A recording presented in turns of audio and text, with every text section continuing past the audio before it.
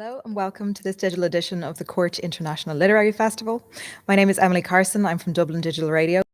We're fantastic authors to have a chat with the dark and dystopian world of Doomsday Books. So joining me today are Sarah Davis-Goff, who is an author and the co-founder of independent publishing house Tramp Press.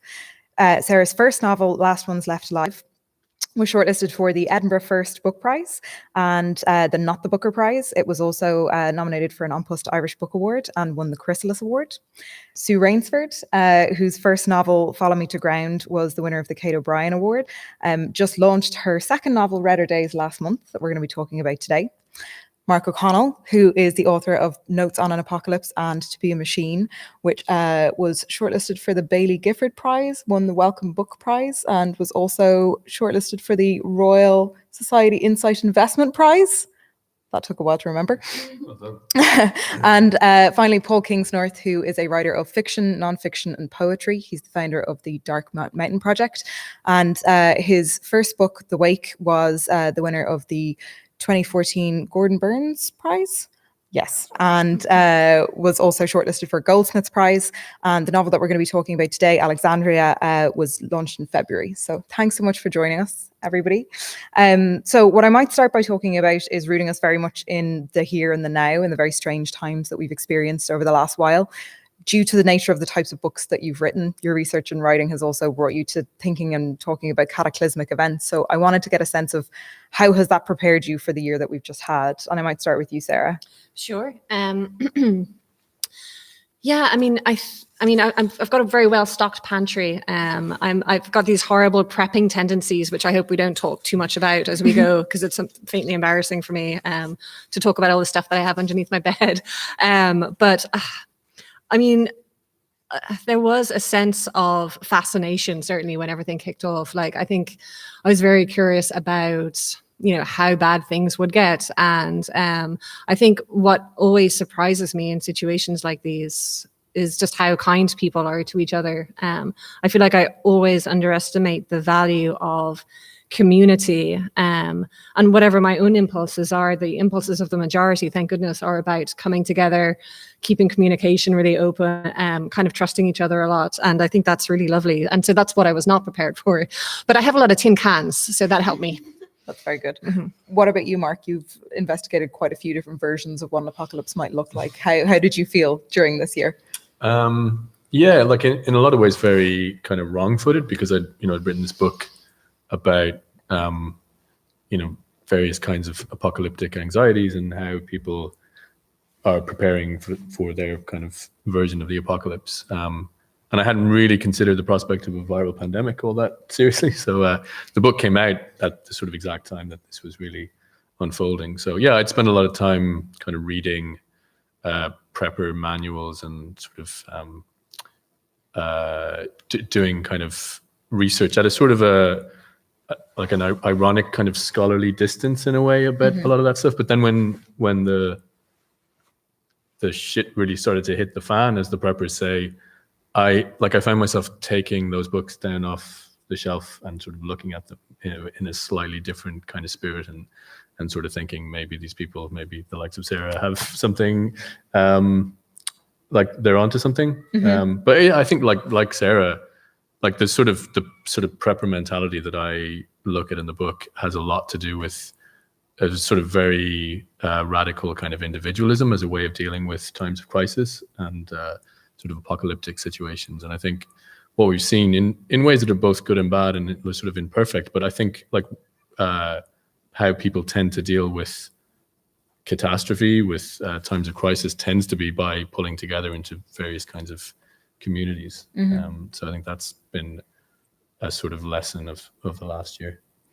So your book, some of the ways in which people have described it is very prescient of the times that we're in, because it deals a little bit with the concept of plague. Can you talk a little bit about your experiences over the past year, having written a book like that? Yeah, I'm not too happy about it, to be honest. And I did at first feel like I had somehow brought this upon us, and this really, like, obviously egomaniacal kind of way. I was like, what are the chances of me sending this book to my editor before, the borderline final version? But I mean, I feel like I suppose my book does have an element of something that could be described as a virus, though I never really thought about it as a virus, but it is something that the characters experience in terms of contagion.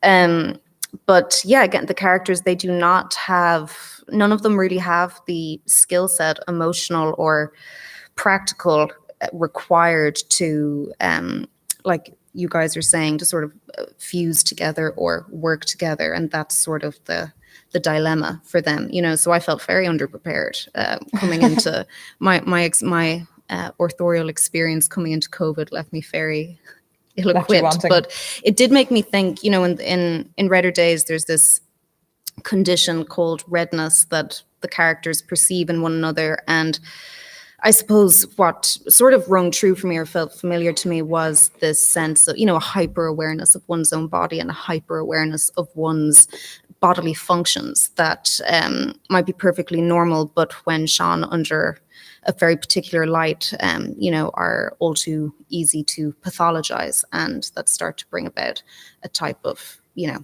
crisis. And yeah, so like I think a kind of forensic gaze cast on one's own bodily processes and the bodily processes of others, that can lead into sort of moralizing tendencies is probably where I see an overlap, unfortunately. Yeah, absolutely.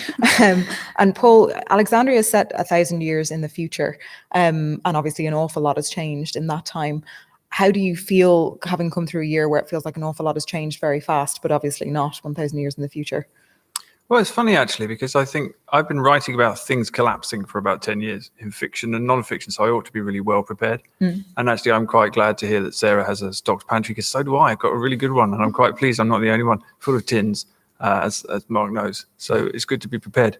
But it's funny because, you know, there's actually what Mark was saying, the difference between being able to write about something theoretically and then experiencing it is obviously quite a big difference. But in a way, I've been quite taken by how little has changed, actually. I mean, in one sense, everything has changed. In another sense, here we still are. I mean, actually, it hasn't really collapsed in a quite significant way.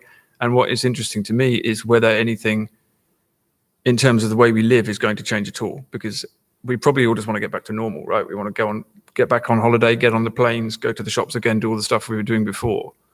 Whereas, I don't know, it's interesting to me that at the beginning of this, a lot of people were saying, oh, this is showing us, you know, how we ought to live differently. Isn't it good to hear the birds again? Isn't it good to slow down? Isn't it good to see that there are fewer cars, there are fewer flights, and all the rest of the stuff that we ought to have been doing anyway? And yet I wonder how actually, whether anything will change at all, in a way. It's almost as if we've been forcibly slowed down, but we haven't. I don't know how much of an opportunity we've taken as individuals or as a society to say, actually, we ought to be living completely differently. Yes. I have a feeling we all just want to get out there and get back to doing exactly what we were doing before.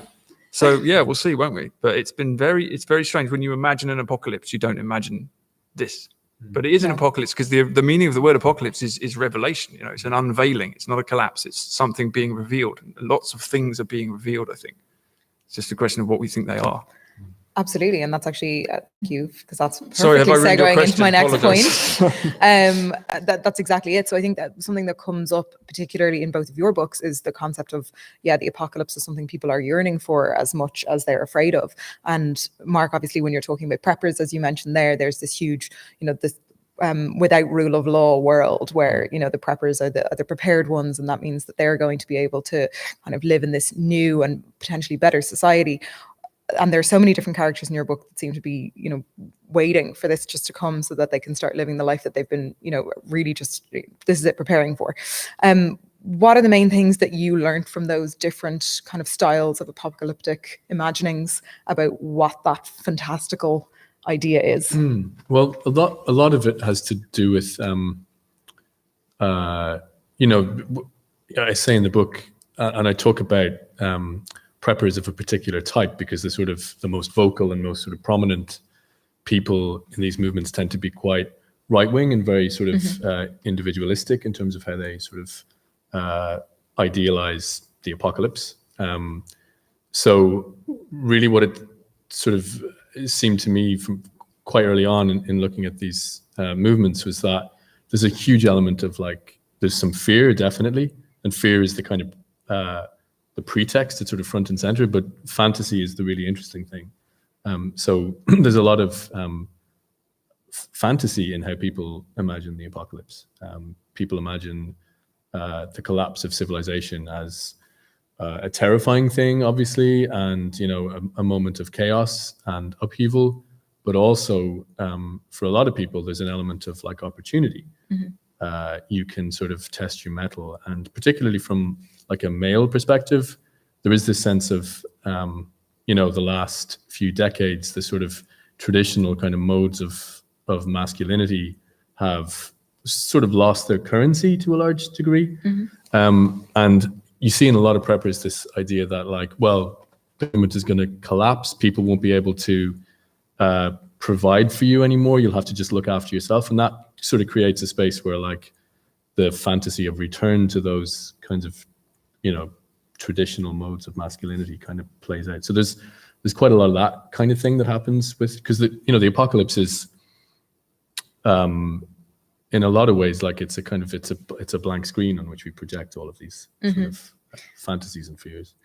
And so what's interesting about that actually, and something that Sarah very helpfully told me on the way from the train earlier, is that she features in the book as one of the preppers, which is amazing. Thank you, Sarah. But one thing that was an anti-prepper in a way. Yeah, well, this is actually what I was going to say. So that what's interesting about that point is that in comparison to that kind of like typical patriarchal understanding of what the apocalypse is going to look like, the way that you were described in the book as being quite self-aware about the ways in which you could see that there was a fantasy element to prepping into the apocalypse and being able to test your resilience and your resourcefulness. Will you talk a little bit about that? Yeah, I'll try to. To be honest, it's something that I find still fascinating and revolting within myself. Like, I don't know why I'm so interested in trying to be prepared for this thing. But I mean, I promise that I know that I would do badly at the end of the world. I really would. Most of us would. But I think the way we understand society when we're talking about the apocalypse is based on a couple of misconceptions, I guess. I mean, the society that we're living in now is apocalyptic for whole swathes of people. I mean, the pillars that hold up what we call society don't work as well for some people as they work for other people. If you're a woman, your healthcare will be very different. You do not have the same recourse to justice. And, I could go on and on. We are living in a slightly different world. And I think, I don't know, I do fantasize a little bit about, like sort of switching to a place where we really are all equal. I'm not sure that that's going to happen at the end of the world, but there is, I think as Mark is saying, like there is kind of something for everyone at the end of the world. There's justice for those who have been trod upon, and there's equality possibly, and there's a way to go out and feel like you're getting what's yours or something. But I wonder if I am fascinated with the apocalypse in the same way that large groups of people are fascinated with crime stories. Maybe it's a way of trying to exert control over the absolutely uncontrollable, a way of like making notes about, well, if this happened, then I would try and do this. And if this happens, this is what I would do. I mean, I think I get the same sense of satisfaction from thinking about the end of the world that I do in imagining that, a robber came into my house one night, which way would I go? How would I escape? Like there is kind of a fascination in being prepared.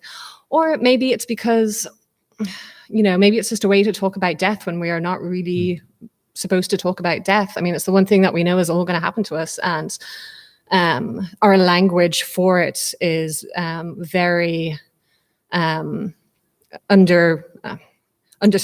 I guess. I don't know. I have a lot of ideas and I'm not sure that any of them are actually right still. Sue, thinking about Redder Days and Anna and Adam, who are the kind of twin protagonists of the novel, they consistently talk about storm, which is supposed to be the sort of apocalyptic rapture, and every day they pray for storm and they're in this consistent mode of waiting for storm. What were you thinking about in terms of, it seems almost like a fantasy to them? What was your mindset when writing those characters? Yeah, I suppose I kind of came to this idea of an end of the world scenario in a sort of in a sort of peripheral way, because I really wanted to think about power. Like I'm very interested in power and who has what power in what situations. And yeah, I just thought, imagine these two people who have been born into this scenario, and they've been taught to, again, to long for the end of the world, but not because they've been living in a world that they've grown tired of, or that they're just fatigued with its judicial system or whatever it might be, but just that has been it's like an ontological fact for them, that longing or that yearning. And I'm very interested in power as it pertains to worship and ritual. So I thought, imagine two people again who their day is constructed around this physical and vocal ritual they have to perform. So that was sort of where the storm aspect, this end of world that refuses to resolve itself, sort of came from. I was like, what would be a big enough event to sufficiently shape someone's days for, from the moment they're born, for their whole life, and what would prove rich enough to kind of keep the ruse up, as it were. And and then Cone, this kind of failed patriarch figure in the book, that's sort of where he came in as well. I was like, who would benefit from this situation, this apocalyptic situation, or this faux apocalyptic situation of power? And again, and who gets the power, and who is looked to in order to wield power. And it's interesting what Mark was saying about the kind of right-wing tendencies, and how it's often quite sort of conservative political views that get tied in with these apocalyptic narratives. And this character I have, Cone, this failed patriarch, he's someone who almost comes into his prejudices in light of this apocalyptic event. He actually finds that he considers himself someone who's quite liberal and quite progressive, but through the lens of the world potentially ending, he finds that he has plenty of biases he can draw on in order to create a strange world system that forces people to behave in a very particular way. I think something that's interesting in terms of both your book and Alexandria. So in Redder Days, there has been this almost apocalyptic event, but yet they're waiting for an even more apocalyptic event. And I think, Paul, in Alexandria, it's a similar sort of situation. The apocalypse has already happened, potentially, years and years and years previously. And now your kind of small group of people, this Nitrian order, are waiting for potentially another type of apocalypse if they decide to go to Alexandria. What was the kind of thought process around creating that setup?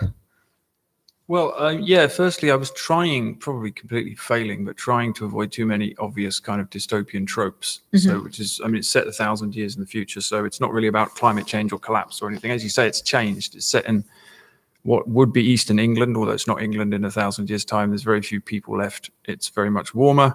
And really, there are two, I don't want to give too much away, but it's the theme of the book is really the conflict between two potential ways that society could go. And one is a kind of back to nature kind of indigeneity, a kind of rootedness in place and the human body and the kind of animality, a return to what happened before the modern age. And another one is the kind of accelerated transhumanism that actually Mark has written about in Reality, where we effectively give up on our bodies, we give up on the world, we upload our minds, we become transhuman, we become almost as gods. So those are almost the two choices that, and in my kind of non-fiction work, I've seen these choices laid out in Reality all the time. These are kind of two paths that the world is sort of almost going on already. These are two potential oppositions that are going to happen as we start think about climate change and collapse. And so you have this order of people who are determined to live with nature, if you like, to reject technology, to reject this kind of this transhumanist agenda. And then you have the alternative, which is a bodiless eternity, effectively. And so it's almost a dialogue between those two things, a conflict between those two things. I don't want to give too much away, but it's a choice that's going to be made in the end. And what will happen to, what's the meaning of being human fundamentally? What's the meaning of being a creature? What's the meaning of having a body? What's the meaning of the natural world? Where does it take you? And this is a debate that's playing out all the time. And the guys in Silicon Valley, as Mark knows and has written about, are very, very clearly keen to take us into this world. It's not a fantasy. If they can create the technology to live forever, we'll be living forever. They're already freezing their heads in cabinets when they die. So what do we look like? What's the boundary of being human? That's the interesting question. Where do we stop being human and where do we start being something else? It's a difficult boundary to draw. Sorry. No, absolutely. And I thought was something that was really, really interesting to me in the book. So the personage of Kay, very mysterious, comes and kind of converses with some of the characters of the Nitrian Order. And there's this really interesting kind of discussion from a different point of view of if you didn't have a body, how you might be tempted to have a body again. And that's just such a different perspective from one that I'd read before and was kind of, just the ways in which Kay can feel very intoxicated by the idea of kind of succumbing to some sort of bodily pleasure. And that kind of that tension between the idea of embodiment and non-embodiment is really interesting. You touched upon Mark's previous work, To Be a Machine. Mark, can you talk a little bit about the experiences you've had speaking with people that want to move beyond embodiment?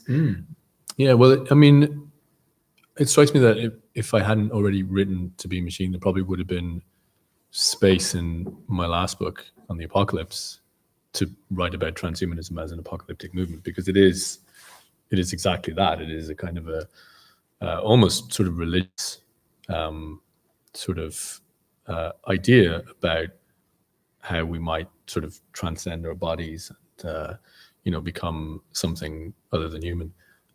So yeah, I mean, these are real people with like real power, real cultural power, and a lot of money, who feel that the sort of next stage of human evolution is a merger with technology. And it's strange, like that when the Apocalypse book came out, there was, a sense that, for obvious reasons, like with all of us, that, like the book was coming at a particularly relevant time. But I started to feel that the transhumanism book was actually sort of, in a strange kind of low-key way, more relevant, because the things that were happening, it was a kind of an acceleration, I think, of the trajectory that we've already been on for like quite a long time, which is so many things are becoming disembodied. The experience of just being a person in the last year has been one of strange forms of disembodiment. People are not sort of there anymore. I mean, it's strange to be here in this embodied I know, we can't way believe we're right here. now. Yeah, but also we're kind of not. I know. Hi, but yeah. So yeah, that is kind of, that's been strange. I think by contrast, both of your books are actually so rooted in the body in so many ways, and the ways in which the body changes, it was such a different reading experience. And Sarah in particular, like Orphan in Last One's Left Alive, her experience of her body is both she's under enormous pressure and experiences enormous amounts of pain, but then also can rely on her body as a weapon and can go for days without food and can kind of manage to have, withstand amazing things.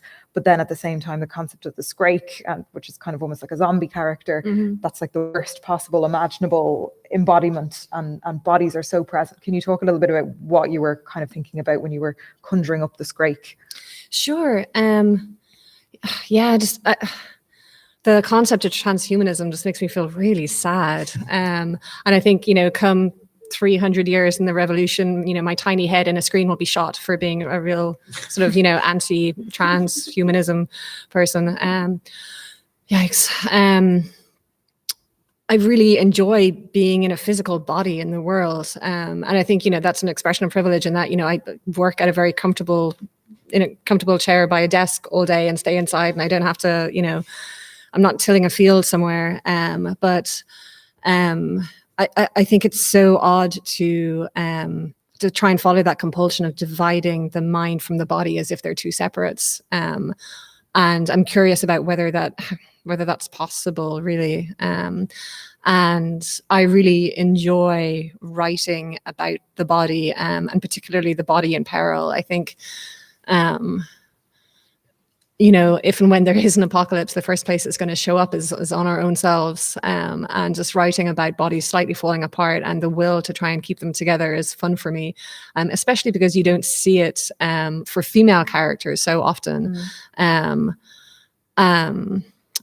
I really enjoyed writing about women coming together to fight a common enemy in a very physical way, just because for me, at least, I just haven't seen that much of that. that film Wonder Woman came out a couple of years ago, and I don't think it's a terribly good film, but at the same time, when there's a bunch of women fighting on screen together, I have like a really visceral reaction. I'm like, crying, going, "This is terrible," I'd really like to see more of that. So yeah, I enjoy writing it. And Sue, I would say probably both your books are very corporeal. There's like a lot of bodily expression in both of them. And in particular, I suppose it's kind of interesting, the bodies of Anna and Adam and the way in which they interact with one another. And also just the ways in which the cleaning and all of the salt, and it makes you feel pained just reading about it. What draws you to that specifically?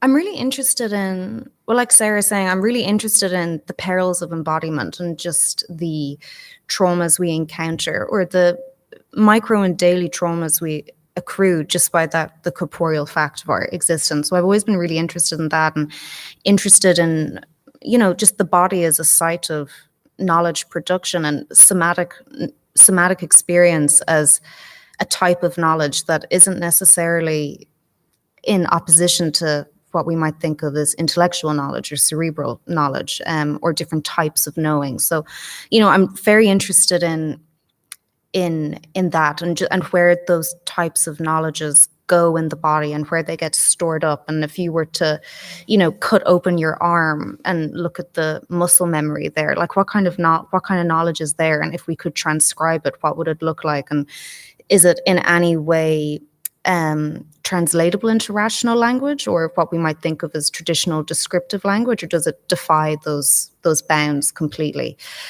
And then I'm very interested in embodied encounters, and sort of, again, accelerated embodied encounters as a way to sort of push back against certain gender politics, I suppose. Like I think of my first book has often been described or discussed in terms of magic realism, and this book, obviously, it has Anna and Adam, these twins living in a strange rural landscape, and it's just them and their bodies in this increasingly volatile natural scape.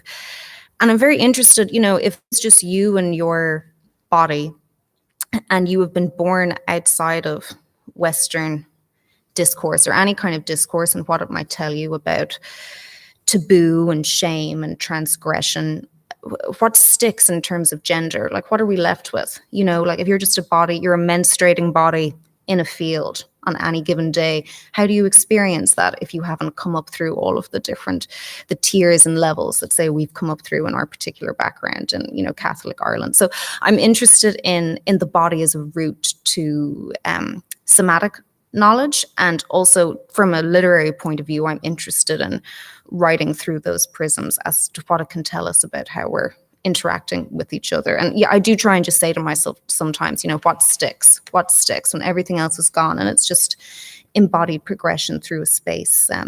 What are you left with, and how long can you spend time inside of those types of knowing in a novel before it becomes totally unbearable and you have no readership left? I think you're touching on a really interesting point, particularly around the gender politics piece and what that looks like in the concept of an apocalyptic blank slate, something completely new. And I think the way in which you write Anna and then her mother Eula, and the power that she has by being outside of the norms that people are expecting of her, are really interesting. I think that I'm going to go back to you, Sarah, just because the way in which you wrote Last One's Left Alive in terms of the main kind of character arc. So Orphan is a girl. She is the product of a kind of same-sex relationship. The kind of way in which that dynamic works is really interesting. She's this kind of very tender mother, and then this secondary figure, Maeve, who at times is just treats her almost as if she's just her protege in a training, fighting kind of in a manner. But then there's also this sort of this shadow of the banshees that happens in the book, and what they stand for. And I wanted to get a sense, because people have talked about it as a sort of feminist zombie book, and just kind of your thoughts around that. I mean, I guess I wanted to. Well, I guess the idea for these group of women fighting together called the Banshees came from a kind of a college experience where, you know, when you're being told to go home at night and to make sure you have a friend with you, so you always walk in twos, and even just like from walking around Dublin City as like, you know, a young teenager, you know, you always bring a friend, you don't walk alone. And so I was kind of wondering about what if that was weaponized, and what if, you know, you worked as a pair, not in defense, but in offense. And I think, you know, a person working together with another person, I think if these people know each other extremely well, and the way that you can get to know someone through something very intimate, like training, like a kind of physical, like, for example, I trained for a while as a kickboxer. I was never very good, but there's this very close relationship that you get with whoever you're sparring with, particularly if you spar together quite often, where you know each other very intimately, and though you're obviously you're fighting against each other, but you're really working to take care of each other. And I wanted to I really enjoy that, and I wanted to write about that more.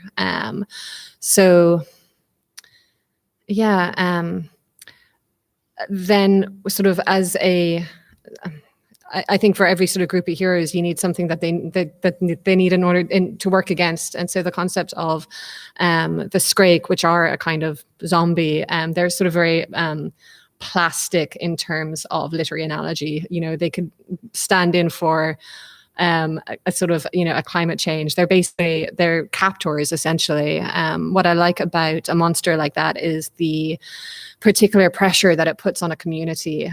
It's, you know, they're very isolated. And I think this year has been really interesting in terms of domestic isolation, and what that does to kind of your brain. I mean, I have certainly got quite insular in my thinking. You know, being out of the house is a bit of a shock. I've gotten increasingly weird. And I think that's what happens to Orphan and her two sort of mother figures as well.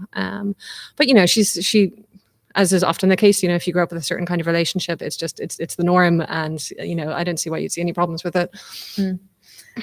Yeah, those points about kind of insulation against a community, that's reminding me of Mark, when you're on the Dark Mountain Project retreat in the Allerdale, is it reserve? Is it yeah.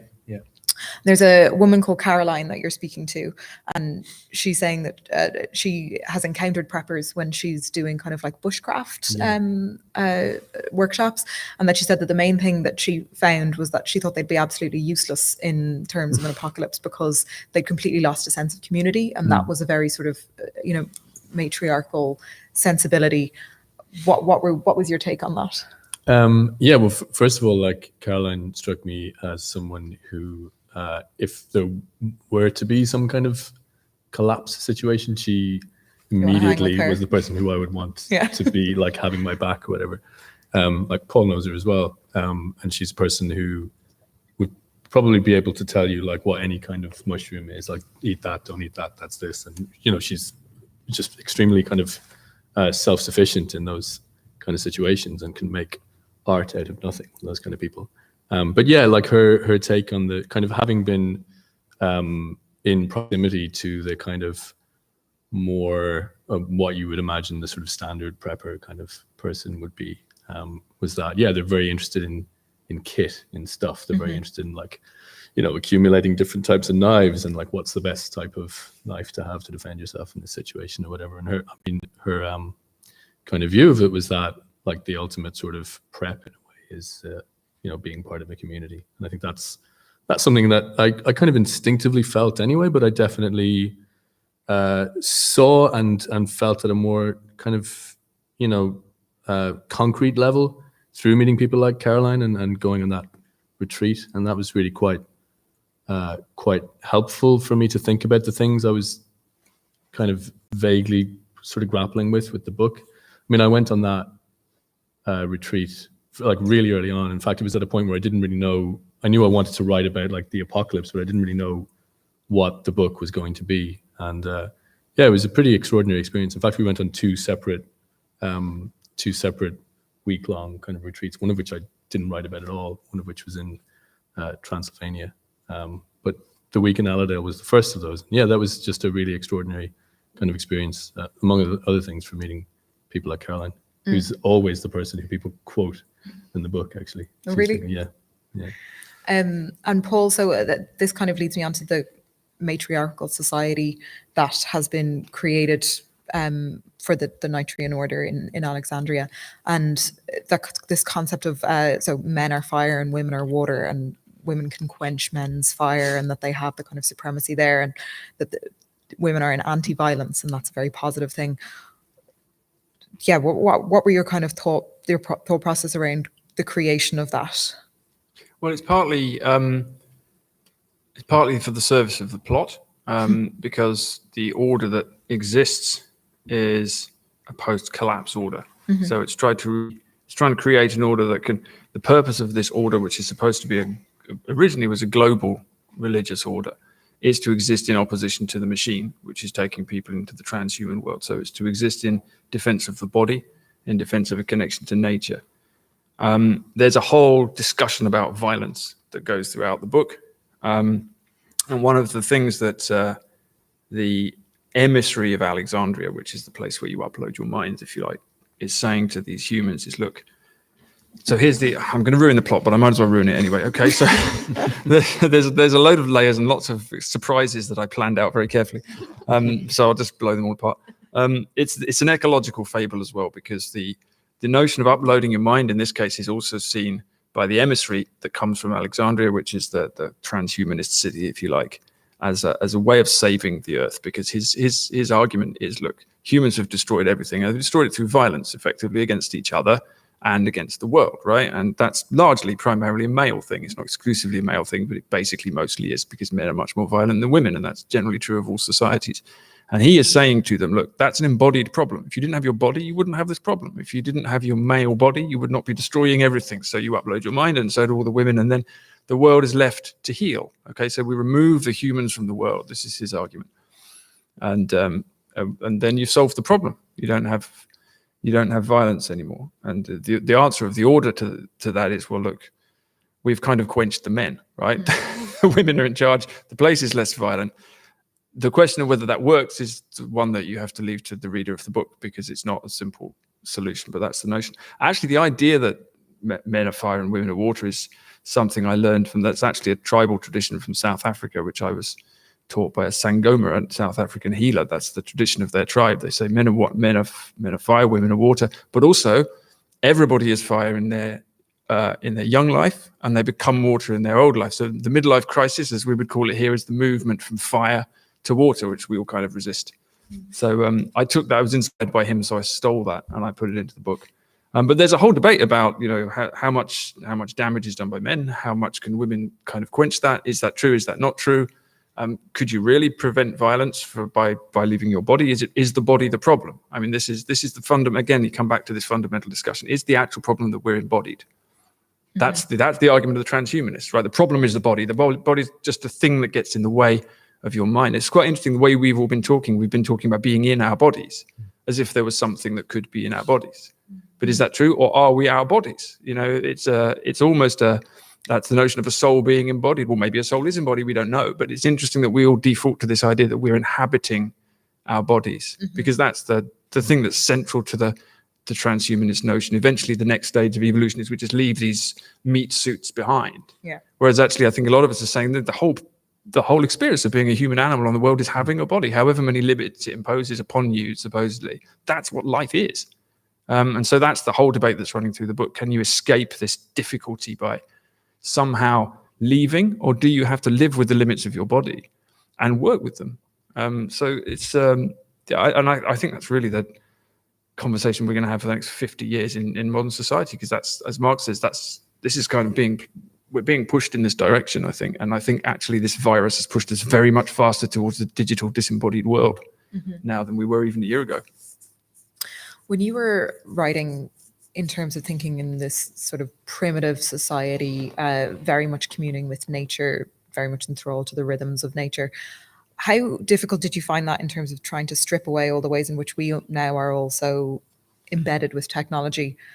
Like when I was reading quite a few of your books, I was like, God, even to have to think about all the things that you would have to remove in order to create this other realm is quite taxing on the mind.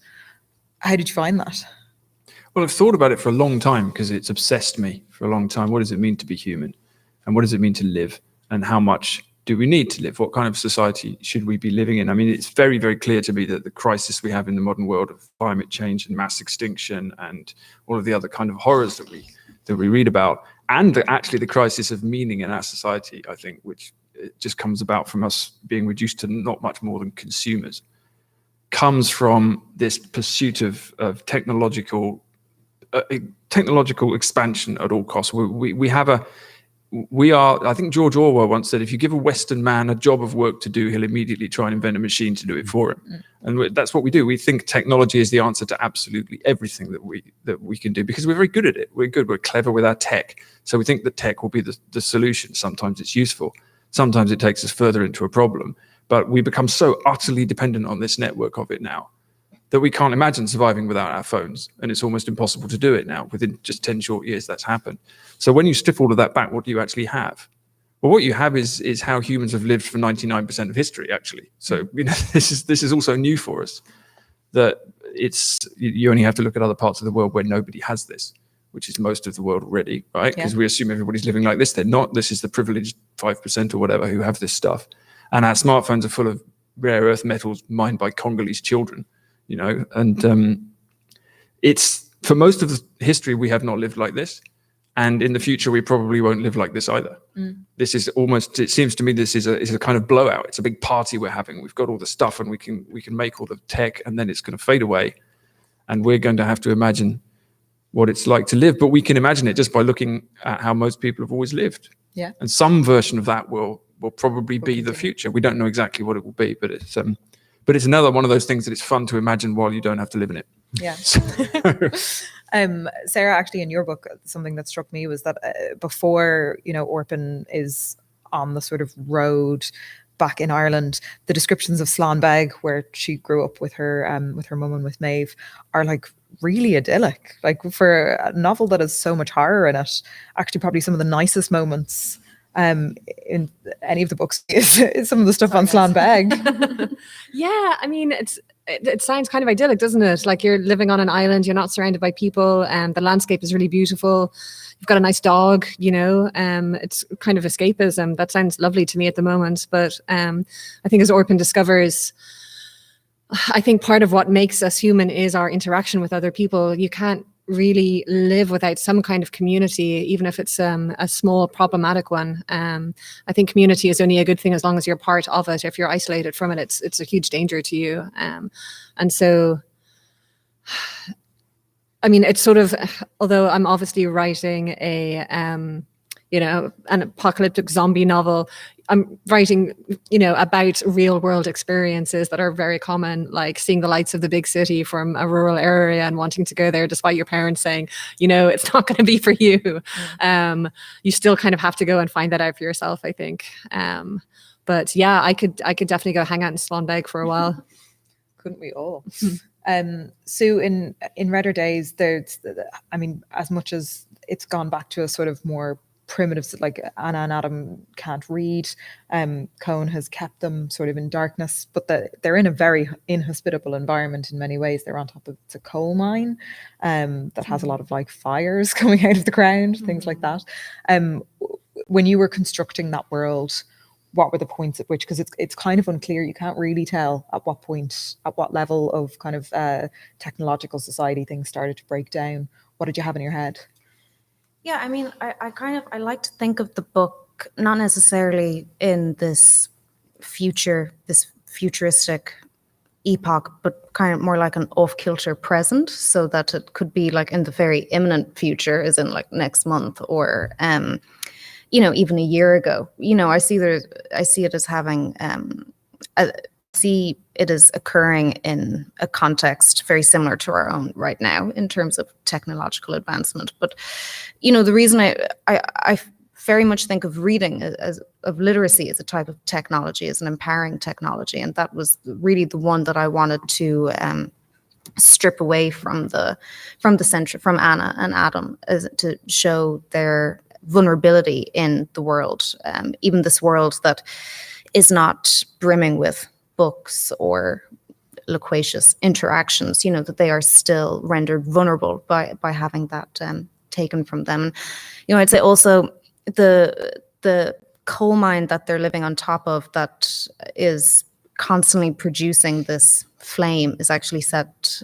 Well, I was trying to think, what would it take for a stretch of land to retain incredible inhospitable heat but not actually collapse, like something almost pre-volcanic. And there is a place called Centralia in Pennsylvania in the States, that a coal mine there set alight during a trash fire, and it's been burning for years and years. It will continue to burn for years and years. And I think it went from, the population is now it's like 5 or 15 people, and the US government took the postcode away. But the people who continue to reside there don't technically own their houses, but they have been allowed to remain there. But and they would wake up in the morning and you'd look out your door and there'd be a red X on your neighbor's house, and that was a sign they took the government payout and they left. And people were keeping parakeets in their houses. So again, we think of, oh my God, there, these twins living somewhere and the ground beneath them is burning. What stage of technological advancement, or what stage of the future would we have to get to until something like that could happen, and that you would feel obliged to revert to things like salt and clay and sand. But well, kind of like what we're all saying, there are aspects of these dystopian worlds already very much at play, and there are people who are very much experiencing the world in a dystopian way already. Okay, I think we're now going to go to questions from the audience. Thank you, audience. Okay, so we have a question from Cormac Walsh, and he's wondering if writing about the apocalypse is going to feel less like fantasy in your future writing, and that's to the entire panel. I'm a publisher as well as a writer, and I just really enjoy reading about apocalypses. And so I'm really hoping that people continue to do that. I just read a book by a man called Rumaan Alam called Leave the World Behind, that I'd really recommend if you're into this kind of thing. It's brilliant. And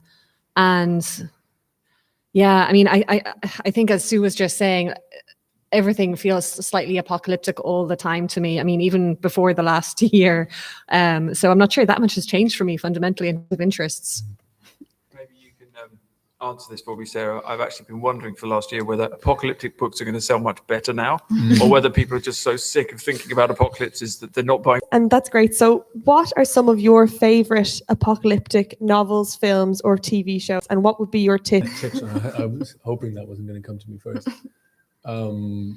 Someone else go, and then I'll think. But I'm sorry, I'm totally hogging the questions. But there's a program I really love to watch on TV called Naked and Afraid. I'm not sure if you guys are familiar, but basically you're dumped on an island. You've got no clothes and you're terrified. And you have to survive for 21 days. It's very intense.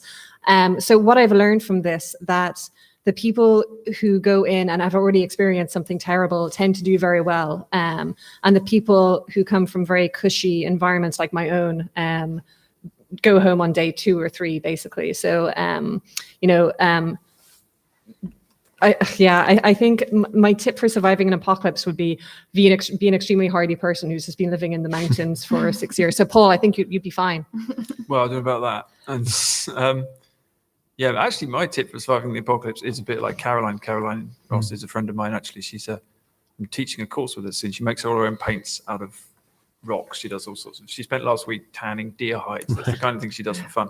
But she's right about community, actually. The way to survive any catastrophic event is to have a community.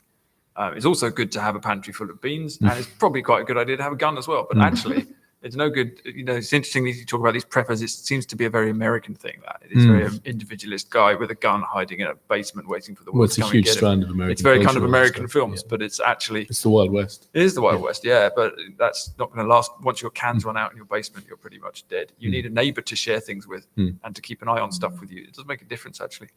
Apocalyptic books, in the sense of apocalypse being a revelation. William Golding's book. Pincher Martin is really good. It's not quite apocalyptic in the sense that we're talking about, but it is very surprising and revelatory. It was quite a big influence on me.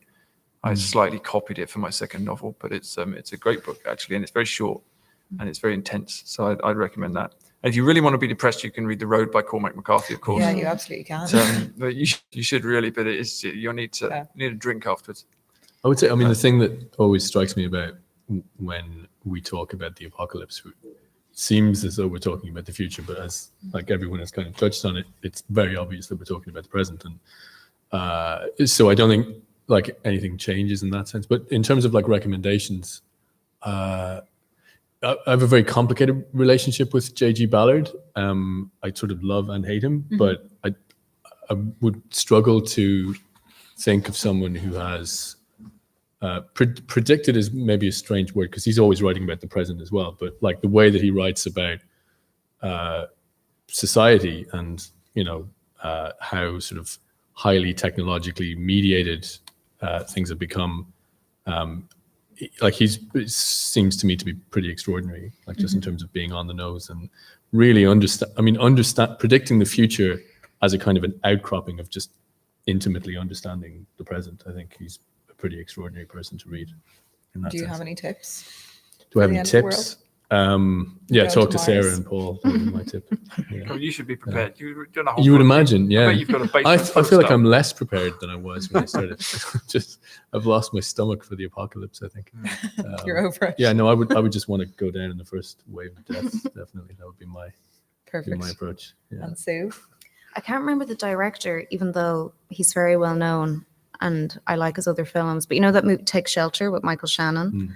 And I just love how in that film, you know, Michael Shannon's character is having these seizures and it's almost like his body, he's been propelled into this future time when the apocalypse is already, when the end of the world is upon the planet. But for what he's sort of out of sync with everybody else, and he's left with this burden of not only trying to pound the warning, but just manifesting the symptoms of global collapse in his own physique, which I think is just the more I've watched it a couple of times again over the last couple of years, and again just as a psychological portrait of how you cope with that knowledge, especially when no one believes you, I think is incredible. And also I can't go into the plot too much because it will spoil it, but Infinite Ground by Martin McGuinness is it's a goodie. Yeah, Great. That's great. Thank you so much. We have another question here from Amelie DeWill. She says, well, she initially said, hey, really enjoying the panel. And she says, given the current apocalypse we are living through, how much do you feel you got right or wrong about societal reaction? And what do you think that says about us? I got nothing right, I don't think. So no, it wasn't really my focus, but yeah, so probably I shouldn't answer. Paul, what do you think? Yeah, well, I've never specifically written about anything like this, but what's interested me actually is how easily controlled we are. Actually, this has been really interesting to me, how easily people are controlled by fear. You can immediately see how every dictatorial regime in the world has come to power when you see that when people are scared of something, they will do exactly what they're told by authorities forever, which is what we're doing. I think that's sort of breaking down a bit now, but it's very interesting to see that and just how something like this can allow a level of, I think if you had suggested to people a few years ago that people would be living with this level of kind of state control of their lives, you know, you cannot go more than 5 kilometers from your house for 3 months, and you can't go to church, and you can't see anybody, and et cetera, and we just say yes. I think people would not have believed that would happen because we're not living in China. But are we living, like, is that because of fear exactly, or is it because we're following kind of sound advice? I mean, for me, I like to think it's the latter. It sort of makes sense not to try. I'd be so embarrassed if I got someone sick, you know. I think people are afraid, though, aren't they? I mean, we're all the level of reporting on our neighbours and that kind of stuff that people are starting to or have been doing for a long time. It's because we're afraid of it. I mean, it may be sound advice as well, but maybe it's the only advice we should be following. But people are very clearly frightened. I mean, I'm just struck by the fact that if you'd tried to make people do this for any other reason, there's no way at all that there would have been a riot. But the fact that we're afraid of something means that we will just obey it, and it's quite. Well, I think like the question of power is really interesting here because like we are devolving, like giving up a huge, like it seems like it certainly in my lifetime and where I live, an unprecedented amount of power to government. But it's really complicated because the reason we're giving up that power is because the government actually doesn't really have any power. The government is quite powerless to do anything in this situation. So in order to sort of redress their powerlessness, we're giving them an unprecedented power over our lives. It's a really strange, kind of complicated thing. And I think like what the danger, of course, is that historically giving up what you could call civil rights, it tends to be difficult to get those things back. But I don't know if there's like an appetite for authoritarianism. Certainly where I live, it's just very complicated and messy. But I think like I'm most struck by that kind of contradictory, almost paradoxical powerlessness kind of dynamic. I mean, I feel like it'd be hard to be afraid of Fine Gael. I mean, they're pretty soft. You know? No, I don't think that's very likely. But it's just very interesting to me how quickly we've accepted it and how long it will go on for as well, because nobody knows really. That we were talking about this just before. Anything. Originally, we thought, we'll stick around for 3 months, it'll be okay, and then it will be the vaccine will come. Well, that's not going to work either. And then, so where does it end? We don't really know. So everything's unfurling. Nobody really trusts authority, but we do what they say. And so it's a very strange kind of. I mean, I think Ireland's doing a lot better than a lot of other places actually, because it's exactly. No one's really scared that we're going to be taken over, but it's just a very strange situation. You wouldn't have predicted it. And it looks sort of endless as well. No, it's a strange kind of. It's a boring apocalypse, isn't it? It is. It's a half boring apocalypse. Yeah. There's no zombies. There's nothing. It's disappointing. What am I going to do with all my machetes? Well, I know exactly. all keep the polishing tins of them, beans. Yeah. That's great. Thank you so much. And we just have one final question here from Andrew Colfer in Dublin. And he says, do any of you have anything that you're working on at the moment that you could tell us about, apocalyptic or not? Mark? Yeah, I mean, I'm working on a book that is, I don't want to say too much about it, but it's complete left turn for me. It's nonfiction again, but it's essentially true crime. So another one of Sarah's obsessions maybe can be mine. I'm not into true crime. I'm so sorry. I mean, I'll make an exception for you always. Yeah. Well, it's not quite robbers coming in your window, but it is. Nothing as thrilling as that. Yeah, it is. No, it's a story of a real life murder that I've been kind of obsessed with since like actually quite early childhood. So that's what I'm working on at the moment. Very good. Sue? Yeah, I'm working on a novel, which I also can't say too much about, but which also has a sort of true crime element underpinning it, and is sort of looking at the psychiatrist-patient relationship a bit in a way that I hope feels fresh and not already done to death. But yeah, I'm very interested in true crime as a genre, as an obsession, and I'm very interested in criminal psychology and forensic psychology, and as a mode of thinking and the sort of language that gets generated in relation to people inside of those practices. So yeah, hopefully that all comes together in a really cohesive piece of work that I can talk about in the future. And Sarah? I'm writing a follow-up to Last One's Left Alive. Last One's Still Alive. If anyone's got any good title ideas, that would really help me out.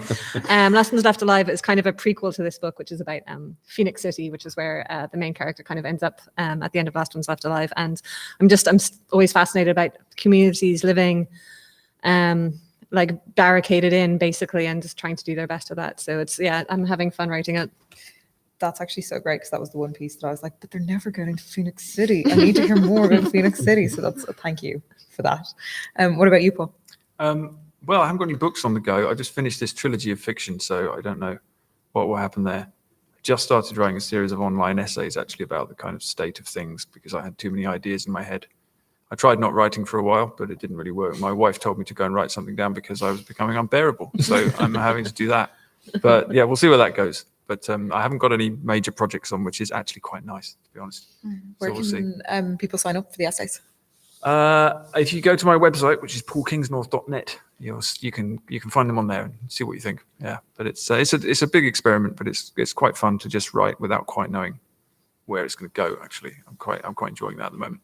For sure. Okay, well, brilliant. Thank you so much, everybody, for tuning in at home. We'd like to thank our sponsors, who are the Arts Council and RTE. And also, very important, if you want to buy any of the books that you've heard about today, or any books in general, the festival bookseller for Court is Charlie Byrne, and you can log on to charliebyrne.ie to be able to purchase those there. Thank you.